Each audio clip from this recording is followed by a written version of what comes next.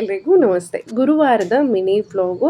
ಬೆಳಗ್ಗೆ ಸ್ವಲ್ಪ ಬೇಗನೆ ಎದ್ದಿದ್ದೆ, ಕೊನೆ ಎಕ್ಸಾಮ್ ಅಲ್ವಾ, ಸ್ವಲ್ಪ ಹೊತ್ತು ಅವ್ರ ಜೊತೆ ಕೂತಿದ್ದೆ. ಇನ್ನು ಟಿಫನ್ ರೆಡಿ ಮಾಡ್ಕೊಳ್ಳೋಣ ಅಂತ ಹೇಳಿ ಕಿಚನ್ಗೆ ಬಂದಿದ್ದೀನಿ. ಸ್ವಲ್ಪ ಲೆಂತಿ ಆಗಿದೆ ವಿಡಿಯೋ, ಕಂಪ್ಲೀಟ್ ಆಗಿ ನೋಡಿ. ಏನು ಕೆಲಸಗಳು ಮಾಡೋದಕ್ಕೆ ಮನಸ್ಸೇ ಇಲ್ಲ. ವಿಪರೀತ ಬಿಸಿಲಿರೋದ್ರಿಂದ ಸ್ವಲ್ಪ ಕೆಲಸ ಮಾಡಿದರೂ ಸುಸ್ತು ಅನ್ಸೋದಕ್ಕೆ ಸ್ಟಾರ್ಟ್ ಆಗಿ ಹೋಗಿದೆ. 8 ದಿನಗಳ ಬಟ್ಟೆ ಸ್ಟಾಕ್ ಇದೆ.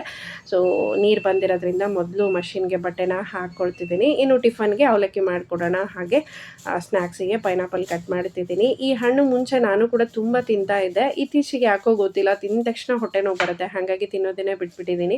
ಮಕ್ಕಳಿಗೆ ತುಂಬ ಇಷ್ಟ ಆಗುತ್ತೆ. ಇನ್ನು ಕಟ್ ಮಾಡಿಕೊಟ್ಟಿದ್ದೀನಿ. ಆ ಟಿಫನ್ ಮಾಡೋದಕ್ಕೂ ಯಾಕೋ ಮನಸ್ಸೇ ಇರಲಿಲ್ಲ ನನಗೆ. ಇನ್ನು 8ಗಂಟೆಗೆಲ್ಲ ಬಸ್ ಬಂದ್ಬಿಡುತ್ತಲ್ವ, ಸೊ ಕಂಪಲ್ಸರಿ ಮಾಡಲೇಬೇಕು. ಹಾಗಾಗಿ ಬೇಗ ಆಗೋ ಥರ ನಾನು ಅವಲಕ್ಕಿನ ಮಾಡ್ಕೊಳ್ತಿದ್ದೀನಿ.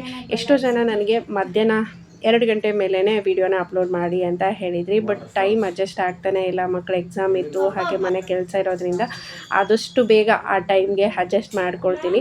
ಅಲ್ಲಿವರೆಗೂ ನಾನು ಹಾಕಿದಾಗ ಸ್ವಲ್ಪ ಫ್ರೀ ಟೈಮ್ ಮಾಡಿಕೊಂಡು ವೀಡಿಯೋನ ನೋಡಿ ಸಪೋರ್ಟ್ ಮಾಡಿ ಅಂತಲೇ ಕೇಳ್ಕೊಳ್ತೀನಿ. ಇನ್ನು ಮಕ್ಕಳು ರೆಡಿ ಆಗಿದ್ರು, ಟಿಫನ್ನ ತಿನ್ನಿಸಿದ್ದಾಯಿತು. ಸೊ ಅವರನ್ನು ಸ್ಕೂಲಿಗೆ ಬಿಟ್ಟು ಬಂದೆ ಬಸ್ ಹತ್ರ. ಹಾಗೆ ಇವತ್ತು ಯಾಕೋ ಕಾಯಿನ್ ಇಡ್ಲಿ ತಿನ್ನಬೇಕು ಅಂತ ಅನ್ನಿಸ್ತಾ ಇತ್ತು ನನಗೆ, ಹಾಗಾಗಿ ತರಿಸ್ಕೊಂಡಿದ್ದೆ ಕಾಯಿನ್ ಇಡ್ಲಿ ವಡಾನ. ಹಸ್ಬೆಂಡ್ ಫಾರ್ಮಾಲಿಟಿಗೂ ಒಂದ್ಸರಿ ನೀನು ಕರಿತಾ ಇಲ್ಲಲ್ಲ ಅಂತಲೇ ಕೇಳ್ತಾಯಿದ್ರು. ಇನ್ನು ಈ ಕಾಟನ್ ಬ್ಯಾಗ್ಗಳ ಬಗ್ಗೆ ಒಬ್ಬ ಬ್ರದರ್ ಕೇಳಿದರು. ಅಮೆಝಾನು, ಮೀಶೋ, ಫ್ಲಿಪ್ಕಾರ್ಟಲ್ಲಿ ಫ್ರಿಜ್ ಕಾಟನ್ ಬ್ಯಾಗ್ ಅಂತ ಸರ್ಚ್ ಮಾಡಿ ತುಂಬ ಚೆನ್ನಾಗಿರೋದು ಸಿಗುತ್ತೆ ನಮಗೆ.